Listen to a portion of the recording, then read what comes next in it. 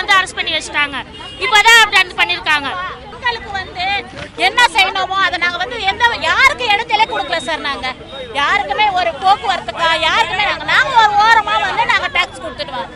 நாங்கள் ஒரு இது கொடுக்கும் போது எங்களை வந்து நீங்கள் வாங்க பேசலாம் சொல்லி கூப்பிட்டு வந்து இந்த மாதிரி வச்சுட்டாங்க. அதுதான் சார், பெண்களுக்கு தான் நாங்கள் பாதுகாப்பு கேட்குறோம். நாங்கள் வேற எதுக்கும் இல்லை சார். நோட்டீஸை கொடுக்கறதுக்கு தான் நாங்கள் போயிருந்தோம்.